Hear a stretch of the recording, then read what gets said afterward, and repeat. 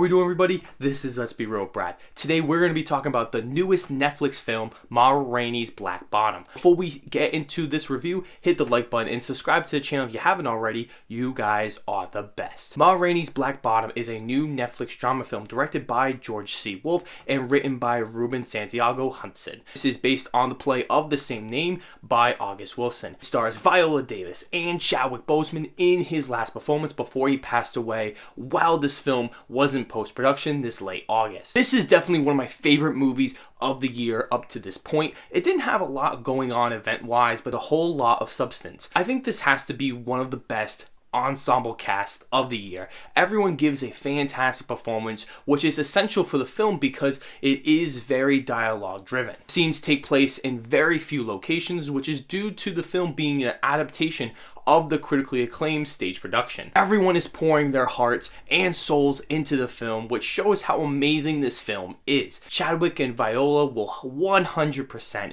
be nominated for their performances as they completely become the characters, and it is evident in their commitment they have to their roles in the behind the scenes featurette that Netflix offers after you finish the film, which is great. The writing is probably my favorite aspect of the film that will definitely get nominated for Best Adapted Screenplay because of how spectacular the dialogue is and how it captures the time period so well. It feels so important to today's problems with racism, religion, power of the white man, the entertainment industry, and the outlook of black men and women looked at through those walls. The film always kept me engaged with those themes that dive into these characters. These characters show the different aspects of what each black person's thoughts and philosophies were, and having those combinations of ideas all in a room debating each other, but still managing to be their own characters. The film has this 12 Angry Men feel to it, as both these films have characters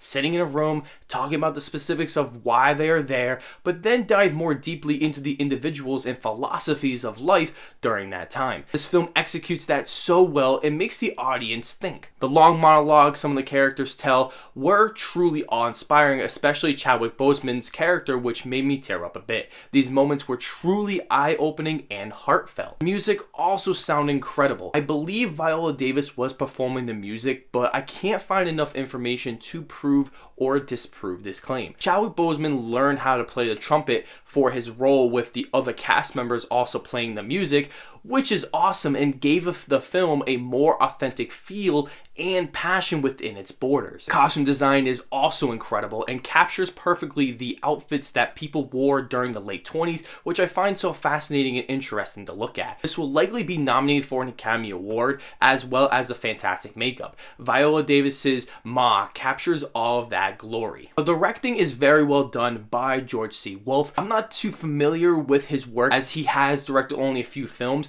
but his most well known as a director and producer on Broadway, which makes sense because I feel that this film translates from the stage production to the big screen very smoothly. Editing was also pretty solid, capturing all the intense and heavy dialogue scenes with so much clarity that at times felt seamless. This film does have its issues, mainly that there are some what I call Oscar bait scenes where everyone starts yelling and getting all loud at each other. These scenes have great acting and most of the film I feel captures it perfectly, but there are some moments here and there where it feels like it is going purposely for that and definitely distracted me while watching it. There is one scene at the end that I didn't care too much about, and I understand that is what happens in the original play and does have the right motives for the characters, but I don't think it is executed all that well. It left me very underwhelmed. I understood what they were going for and the symbolic message behind it, but